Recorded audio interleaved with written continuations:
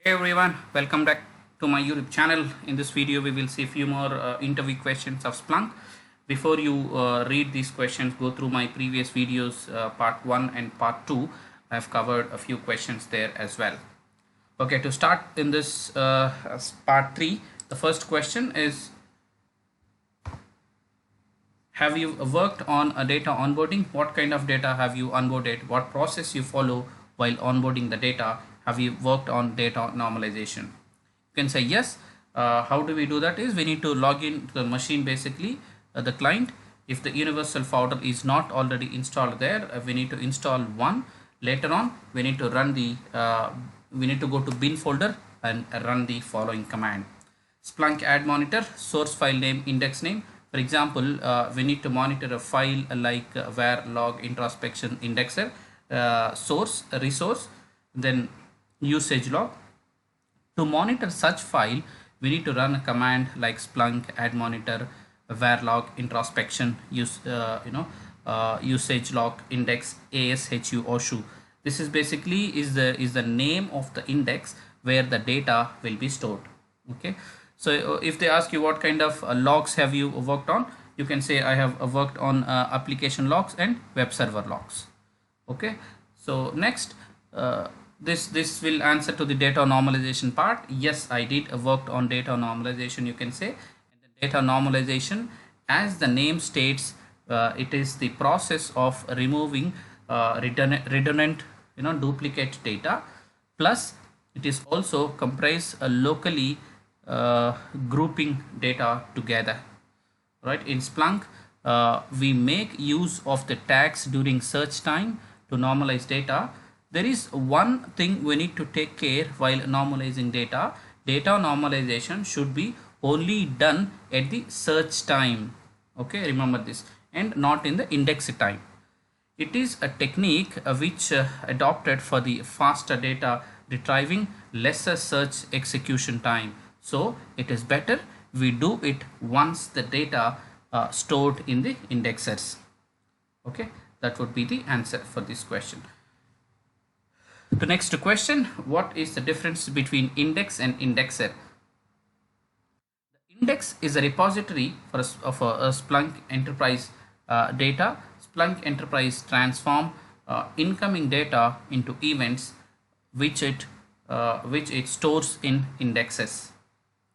An indexer is a Splunk enterprise instance that indexes data. For small deployments, a single instance might perform other Splunk enterprise functions as well, such as data input and search management in a longer distributed deployment.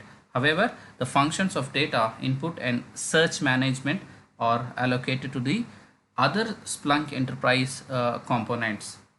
This manual focus exclusively on the indexing function.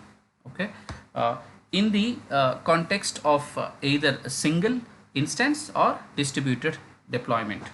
Okay, you can just read this and you can actually make this answer simple. Just say that the index is a repository of Splunk enterprise data, whereas indexer is a Splunk enterprise instances. Okay, so that way you can communicate this as it is asked in the interview. You don't have to read out exactly whatever is given here. You can form your sentences and give the answer in the interview. What are the search modes in Splunk? Which mode is the best? Smart mode, fast mode, verbose mode. We have three kinds of modes basically in Splunk search modes. Okay, we preferably we use smart mode because it is more accurate than other two modes, which is fast mode and verbose mode. Okay, maybe you can say that it will give more results in a less time, so it is give accurate result. That is why we go with smart mode. Okay, next important question, what are the default ports in Splunk? Splunk web port 8000. You need to remember numbers of these ports basically. Okay, Splunk web port is 8000, Splunk management port is 8089, Splunk networking port is 514, Splunk index replication port is 8080, Splunk indexing port is 9997, and the last one is KV store 8181. You just remember these ports when it is asked in the interview. This will be answer your question. That will answer to your question. Now the next question, what is the retention period? Okay, so simple question. By default, all data received by Splunk DSP Firehouse is stored in a pulsar topic for 24 hours.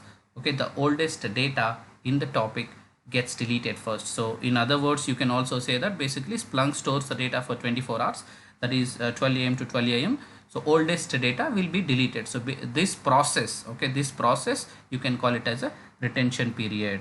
Okay, you can frame your sentence and answer this way as well. Okay, what is a fish bucket?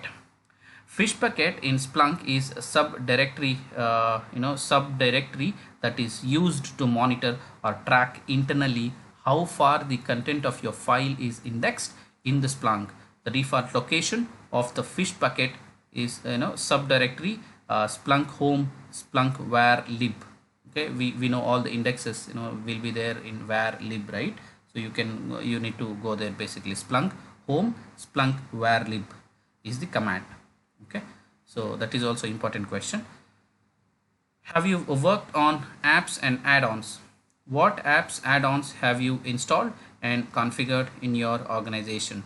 Okay, very important question. Apps are full-fledged version of Splunk Enterprise. They contain options for creating dashboards, reports, alerts, lookups, event types, everything. These are all the knowledge objects, right?